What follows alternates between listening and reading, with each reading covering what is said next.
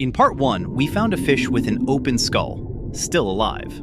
A lake at the bottom of the ocean, real. And a place scientists expected to be silent that turned out to be full of sound. But the deeper scientists went, the stranger things became. Because what came next wasn't a strange fish, it was a single cell. No organs, no body systems, nothing to explain how it works. And it's the size of a baseball. And after that, a discovery from 2025 that nobody is talking about. One that scientists filmed years before they understood what they were looking at. These are real. And they change what we thought we knew about life itself. Most people picture a single cell as something microscopic, something invisible, something you need special equipment to see. Then scientists found something that broke that picture completely. It looks like a sponge, or strange coral, or something that washed up and doesn't quite belong. It is a single cell. Some of them grow larger than a baseball. No organs, no tissues, no body systems, just one enormous living cell crawling across the sea floor. Scientists call it a xenophyophore. Many species construct intricate structures from particles they gather from their surroundings.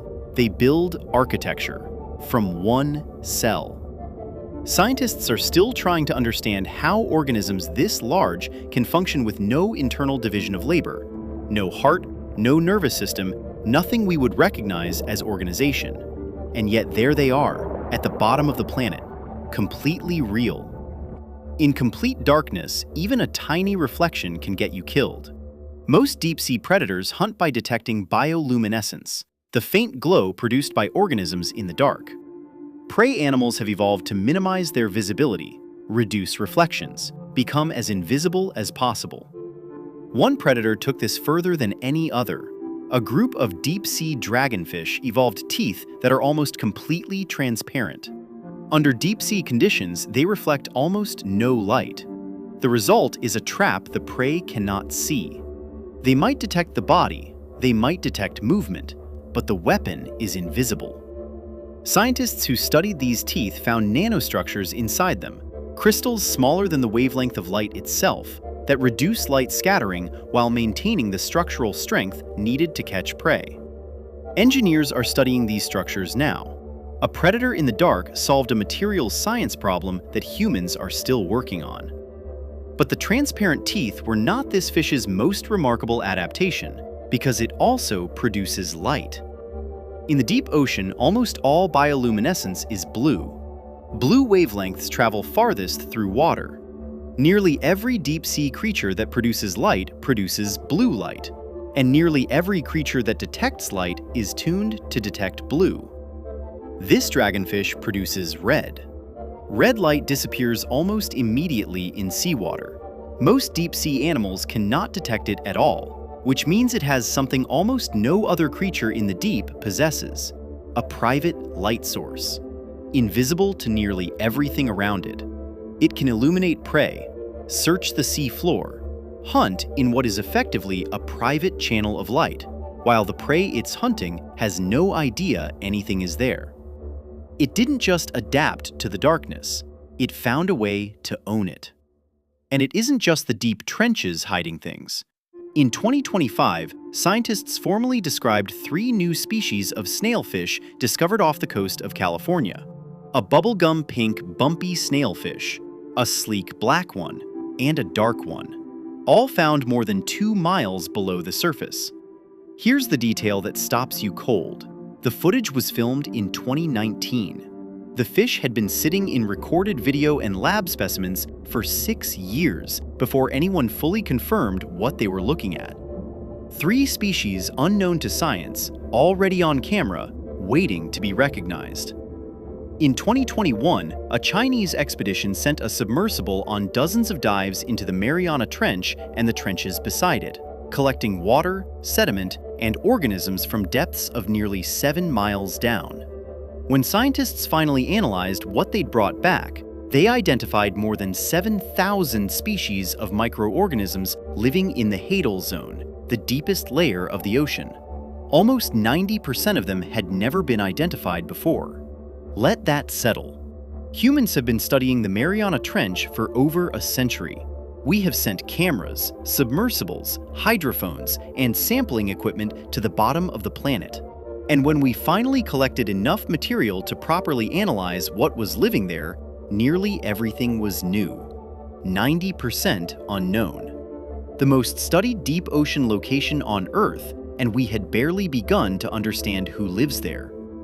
If a place we've studied for 100 years is still 90% unknown, what does that say about the places we haven't studied at all? Because the story is about to leave the ocean completely. If you want to see where this goes, make sure you're subscribed, because what's coming next happened inside solid rock, inside a volcano, and in outer space. For decades, scientists searched for deep-sea life on the sea floor. Then they realized they were looking in the wrong place. Because life wasn't just living on the rocks, it was living inside them. Microorganisms have been discovered deep within cracks and pores in the ocean crust beneath the sea floor. In some locations, they survive on a chemical reaction called serpentinization, a process where seawater reacts with deep mantle rock, releasing heat and hydrogen. No sunlight, no connection to the surface world, just chemistry happening inside the planet, and life finding a way to run on it. Some of these communities may have been sealed inside solid rock for thousands of years, isolated, independent, running on reactions in the Earth's own crust. The implications travel far beyond this planet. We started at the bottom of the ocean, but it turns out that was just the beginning of the question. In Iceland, a volcano called Fagradalsfjall erupted 3 times between 2021 and 2023. Each time, red-hot lava poured across the landscape, burning everything, sterilizing everything. Scientists describe the fresh lava surface as a clean slate, totally lifeless. So they decided to test that assumption. They collected samples from lava that had cooled just hours before, and they found microbes, already there, already colonizing, moving onto rock that was still warm from the interior of the Earth. The lava coming out of the ground reaches over 2,000 degrees Fahrenheit. Nothing survives that. But the moment it cools, even hours later, life appears.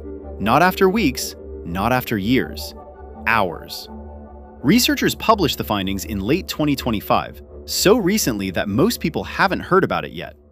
Life doesn't wait for conditions to become comfortable. It shows up the moment conditions become survivable.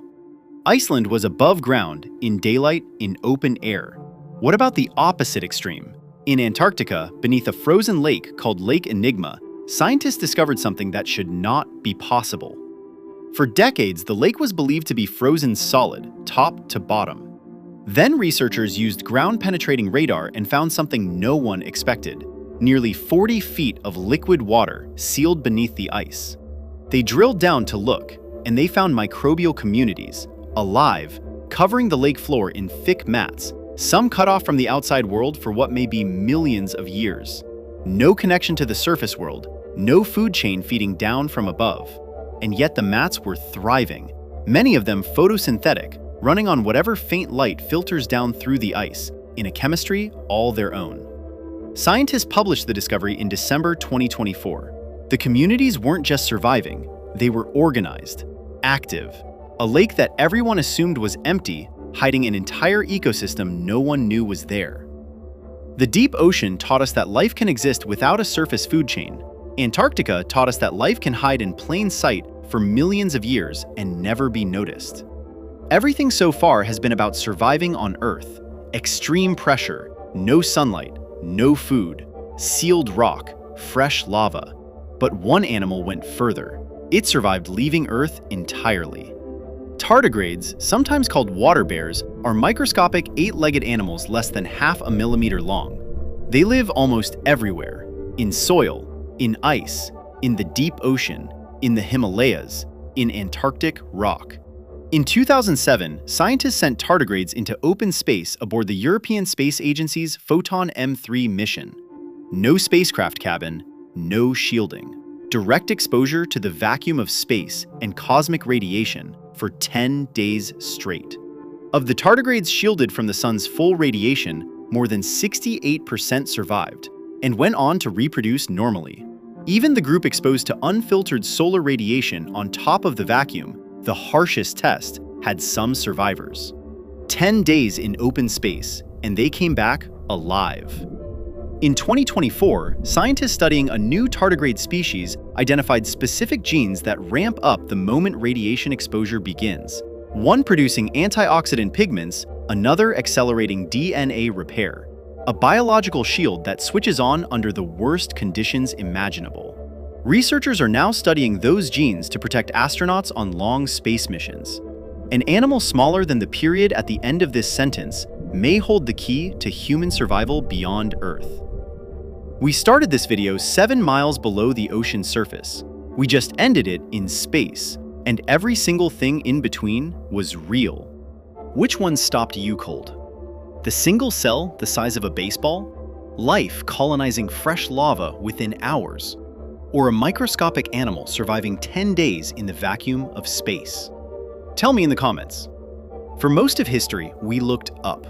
We scanned the night sky and wondered if something was out there. We sent probes to Mars, to Jupiter, to the edge of the solar system. And the whole time, the most extreme life on Earth was right here. The rules we thought governed life, sunlight, warmth, stability, time, turned out to be suggestions. Life ignored every single one. Which leaves one question worth sitting with. If life on Earth can survive the vacuum of space, colonize a volcano within hours, and hide inside sealed rock for millions of years, what exactly are we looking for when we search for life out there? Maybe we've been asking the wrong question all along. Maybe the question isn't whether life can survive out there. Maybe the question is, where hasn't it gone yet? If you enjoyed this episode and want to discover more incredible scientific discoveries hidden around our planet, please like, subscribe, and share this video. It really helps the channel, and you'll never miss the next discovery. Then let me know in the comments which mystery of science, nature, or space should we explore next. And if you'd like to see exactly where every discovery from this episode was made, I've created a downloadable discovery map. You'll find it in the description below. It's available for a small purchase, and every download helps support the channel so I can keep making documentaries like this. Until next time, stay curious.